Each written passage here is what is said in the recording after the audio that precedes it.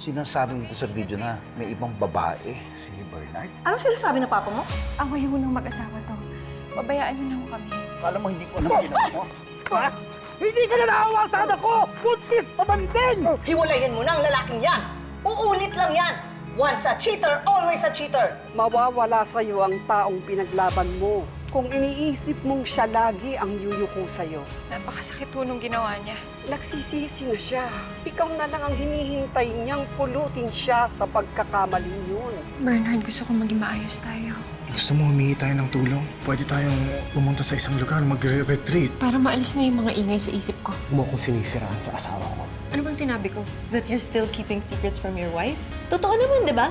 Bakit ba kasi hindi mo masabi sa kanya na ako yun? Na may nangyari sa atin sa Boracay at naulit lang yun? Sabihin mo, wala ka pa rin tiwala sa asawa mo. Tama ba ako?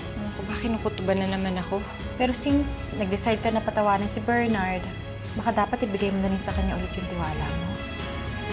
Just say. Oh, Jay!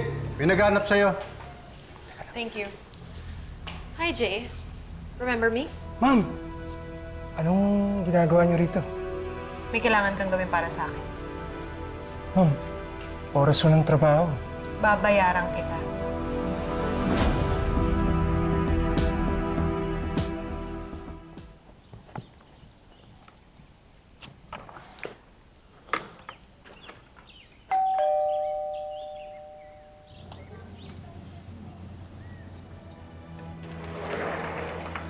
Ma'am,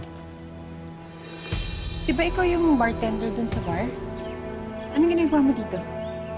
Ma'am, may kailangan ho kayong malaman. Tungkol ho ito sa asawa niyo. Ano yun? Yung babae yung inuwi ni Sir Bernard, tagal na po sila magkakilala. Sure po ako, yung nangyari ho sa kanila, hindi lang ho isang beses yun. Teka, paano mo nalaman tong mga to? Wala naman akong info na nilalabas ah. Ma'am, nandun po ako sa party ng mga magulang niyo. Siyempre, pinag-uusapan na kayo after magkagulo. Tingin mo ba may affair sila? Bakit naman ngayon mo lang sinabi sa akin to? Ma'am, nakonsensya po kasi ako eh. Pero kung ayaw niyo maniwala sa akin, pwede niyo naman ho tanungin yung asawa niyo. Malalaman niyo naman po kung nagsisinungaling siya. Sige, ma'am.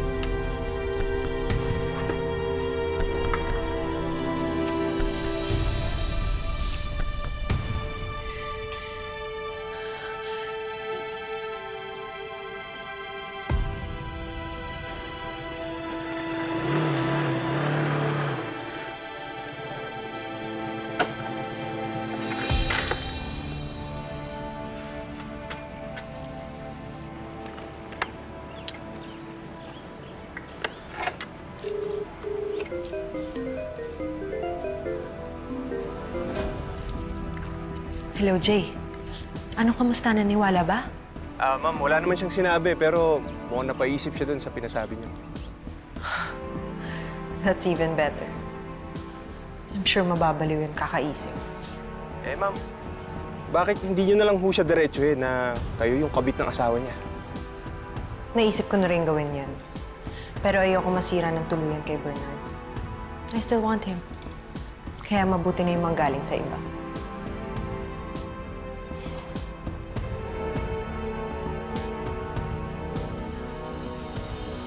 Love, pauwi na ako.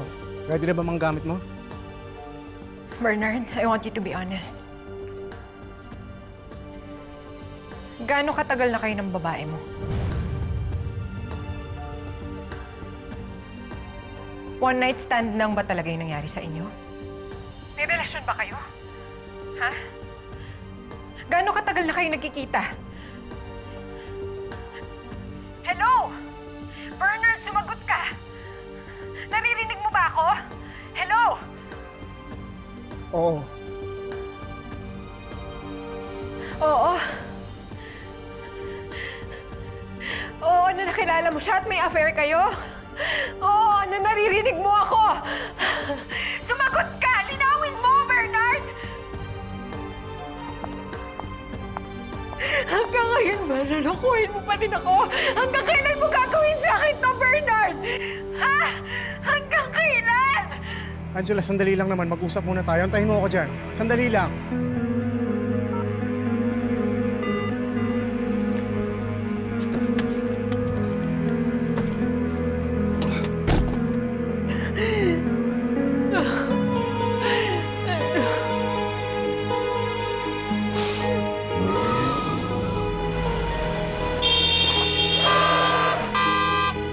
Sige na!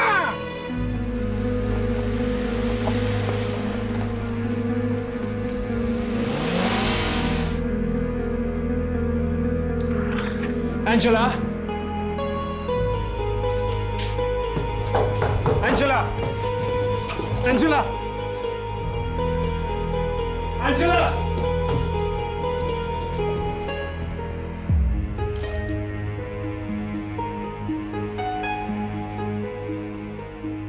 Nay? Nakita mo ba si Angela? Bakit ako tinatanong mo, hindi ba dapat magkasama kayo sa retreat? Ano na naman ang nangyayari, Bernard? Bakit wala si Angela dito? May konting problema lang, Nay. Akala ko ba okay na kayo?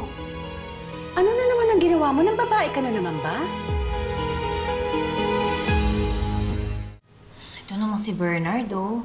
Aamin na lang, hindi pa binuo yung kwento. Ganyan talaga ang mga lalaki. Kung hindi sila aamin, gagawa sila ng paraan to make them look like they're lesser evil.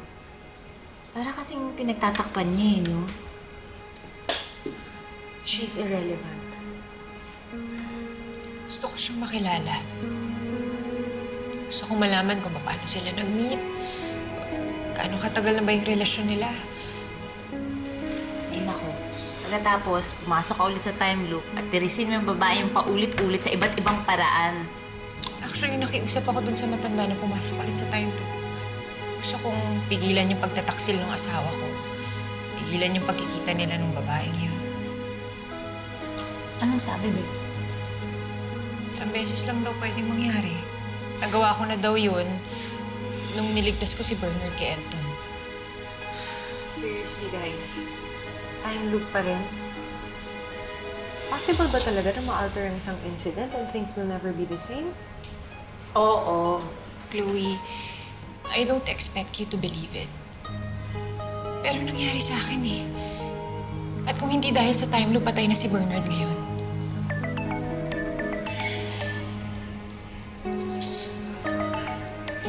Excuse me, sasagutin ko lang to.